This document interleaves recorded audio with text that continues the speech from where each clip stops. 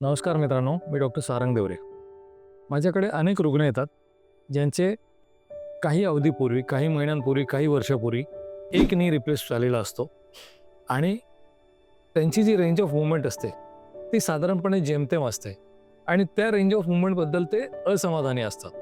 असे ते 2-3 ठिकाणी फिरत-फिरत ते मग आमच्यापर्यंत येतात आणि मग त्यावेळी बेसिकली आम्हाला तपासताना हे जाणवतं, की त्यांचा दुसरा गुडघासुद्धा बऱ्यापैकी झिजलेला आहे.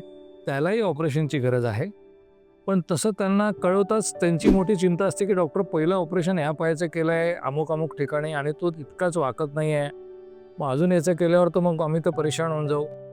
तर हा त्यांचा प्रश्न त्यांच्या ठिकाणी अत्यंत योग्य आहे आणि तो अगदी खोलपर्यंत त्याचं सगळं आपल्याला त्या प्रश्नाचं त्याचं शंकेचं निरासन झालं पाहिजे.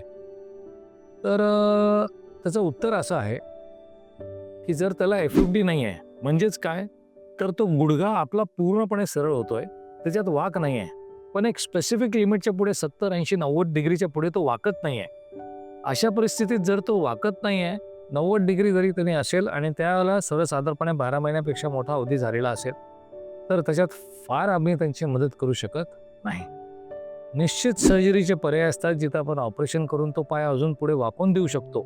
अगदी मांडी घालण्या इतपतही. परंतु ते करत असताना क्वाड्रिसेप्स नावाचा जो सगळ्यात मोठा स्नायू असतो, त्याला बरीचशी छेडछाड झाल्यामुळे तो नंतर त्याच्यात फ्लेक्शन डिफॉर्मिटी हा प्रकार राहून जातो. ती फिक्स नसते. दुसऱ्या पायाने तो पाय लांब करता येतो. पण मग इकडचं 20 डिग्री वाढवण्यासाठी तिकडचं ॲक्टिव्ह 20 डिग्री त्यांची मूव्हमेंट लॅग होऊन जाते. त्यांना एक्सटेन्शन लॅग हा शब्द वापरतो. त्यामुळे आमचा सहसा सल्ला असा असतो रुग्णांना, की जर तुम्हाला खुर्ची टेबलवर बसता येतंय, तुम्हाला सर्वसाधारणपणे कुठे प्रवासाला गाडीत बसता येतंय आणि दैनंदिनीमध्ये जमिनीवर बसणे किंवा मांडी घालण्या पलीकडे जर मोठी काही अडचण नसेल, तर ती जी अवेलेबल रेंज ऑफ मूव्हमेंट आहे त्याच्यात तुम्ही समाधानी राहिलं पाहिजे. हीच जर अवधी 2-3 महिन्यातला राहिला असता, 4 महिन्यातला राहिला असता, तर तिथं आपण अजून थोडंसं पुश करून फिजिओथेरपीने अजून त्यांची थोडी मदत करू शकतो. पण 12 महिन्याच्या पुढे तर निश्चित नाही. आम्ही निश्चितच रुग्णाला सर्वसाधारणपणे तुम्हाला ऑपरेशन केल्यानंतर आम्ही सांगितलेल्या पद्धतीने जर तुम्ही फिजिओथेरपी केली, तर निश्चित तुम्ही मांडी घालून बसू शकतात, अशी शाश्वती देतो. मग डॉक्टर एक पाय वाकत नाही, दुसरा पाय पूर्ण वाकणार असं चालेल का?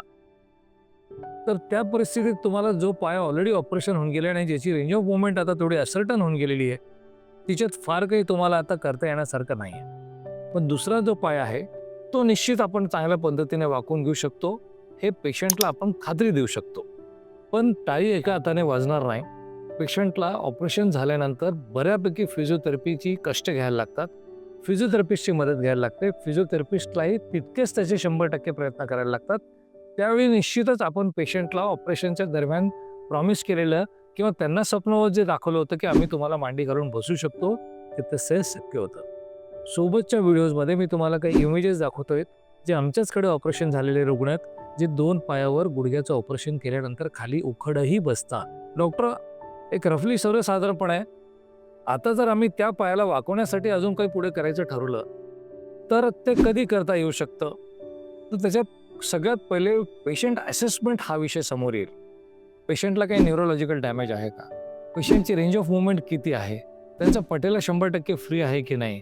अजून इतर दुसऱ्या काही रिलेटेड कॉन्ट्रीब्युटिंग फॅक्टर्स आहेत का? त्यांचे बेसिकली लिगामेंट काही लॅक्सिटी आहे का? तिथं अजून काही मायोसायटिस वगैरे सारखा काही प्रकार होता का? जखम हील होण्यात काही इश्यू आल्या होत्या का? हे सगळे कॉन्ट्रीब्युटिंग फॅक्टर्स राहतील, जे पेशंटच्या पुढच्या आउटकमला आपल्याला डिक्टेट करतील. त्यामुळे अशा बाबतीत पेशंटचा कुठलाही निर्णय घेताना अगोदर या सगळ्या गोष्टी ॲड्रेस झाल्या पाहिजे. म्हणून तुमच्याकडे असतील नसतील तेवढे सगळे रिपोर्ट्स आणि रुग्ण घेऊन एकदा जवळच्या निष्णात डॉक्टरांची भेट घ्या. ते निश्चित त्याबद्दल तुम्हाला अत्यंत योग्य असं मार्गदर्शन करतील. थँक्यू.